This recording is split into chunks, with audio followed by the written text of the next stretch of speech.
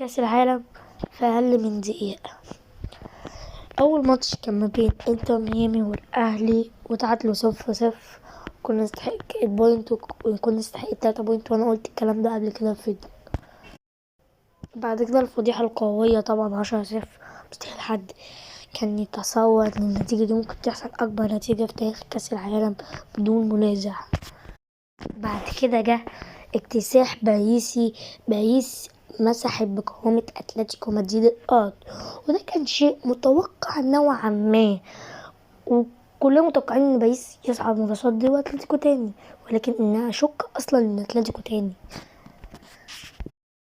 برضو الساعة 1 كان في ماتش ما بين بالميراس وبورتو اللي اتعادلوا 0-0، وبقت المجموعة زي قدامك كده، زي ما هي قدامك كله تعادل تقريبا، اللي يجيب كل ما يبقاش راجل.